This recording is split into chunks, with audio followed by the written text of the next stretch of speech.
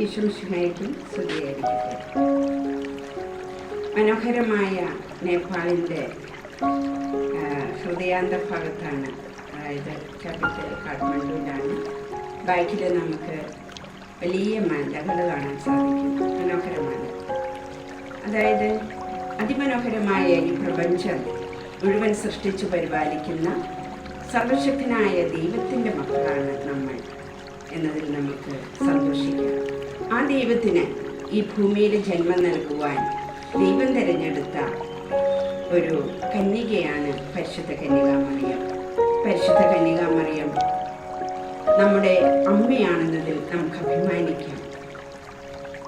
പരിശുദ്ധ കന്യകാമറിയം തൻ്റെ ജീവിതത്തിൽ ദൈവപുത്രന് ജന്മം നൽകുന്ന മംഗളവാർത്ത സ്വീകരിച്ചത് മുതൽ അനുദിനം ഒത്തിരിയേറെ സഹനങ്ങളിലൂടെ കടന്നുപോയി, ഒത്തിരിയേറെ സംഘർഷങ്ങളിലൂടെ കടന്നുപോയി.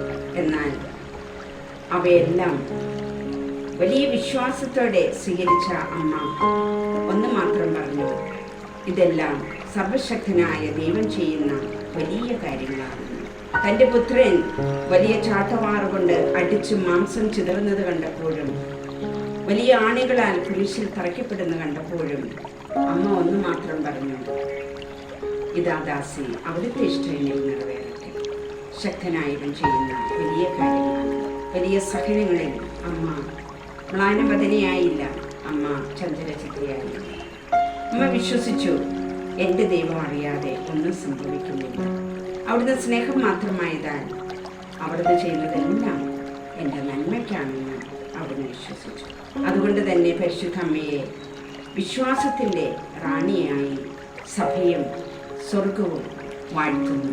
തൻ്റെ വിശ്വാസത്തെ മാറ്റുരയ്ക്കുന്ന സഹനങ്ങളിൽ അമ്മ സർവശക്തനായ ദൈവത്തെ മുറുകെ പിടിച്ച് വലിയ വിശ്വാസത്തോടെ നിലകൊണ്ടു. നമ്മുടെ ജീവിതങ്ങളിലും സഹന നിമിഷങ്ങളിൽ അമ്മയിലേക്ക് നമുക്ക് നോക്കാം. കൊച്ചു കുഞ്ഞുങ്ങൾക്ക് ഇഞ്ചക്ഷൻ കൊടുക്കുമ്പോൾ അവർ വാവിട്ട് കരയും. എന്നാൽ അവരുടെ നന്മ ആഗ്രഹിക്കുന്ന മാതാപിതാക്കൾ ആ ഇഞ്ചക്ഷൻ വേദനാജനകമാണെങ്കിലും നൽകിയിരിക്കും. അതുപോലെ നമ്മുടെ ജീവിതത്തിലെ സഹനങ്ങൾ നമ്മുടെ അപ്പൻ സർവശക്തനായ ദൈവം നമ്മുടെ വലിയ നന്മയ്ക്ക് വേണ്ടി നൽകുന്നതാണെന്ന് അടിയുറച്ച് വിശ്വസിക്കും. നമുക്ക് പ്രാർത്ഥിക്കാം. അമ്മേ മാതാവേ, ഞങ്ങളുടെ അമ്മ, അമ്മയെപ്പോലെ ജീവിതത്തിൻ്റെ സഹന നിമിഷങ്ങളിൽ, ആശാഭംഗങ്ങളിൽ, സംഘർഷങ്ങളിൽ, ഞെരുക്കങ്ങളിൽ അടിപതറാതെ, മനഃചാഞ്ചല്യം കൂടാതെ വിശ്വാസത്തോടെ ഇതാ ദാസി, അവിടുത്തെ ഇഷ്ടം നിറവേറട്ടെ എന്നും ശക്തനായവൻ ചെയ്യുന്ന വലിയ കാര്യങ്ങളാണ് ഇവയെന്നും ഏറ്റുപറഞ്ഞ് വിശ്വാസത്തോടെ സ്വീകരിക്കുവാനുള്ള വലിയ വിശ്വാസത്തിൻ്റെ കൃപ ഞങ്ങൾക്കും നൽകണം എന്ന് പ്രാർത്ഥിക്കുന്നു. ആമേൻ. എല്ലാവർക്കും ഒത്തിരി സ്നേഹത്തോടെ പരിശുദ്ധ കാർമല മാതാവിൻ്റെ, നമ്മുടെ അമ്മയുടെ, നമ്മുടെ സഭയുടെ പെരുന്നാളിൻ്റെ മംഗളങ്ങൾ ഹൃദയം നിറഞ്ഞ സ്നേഹത്തോടെ ഏവർക്കും നേരുന്നു.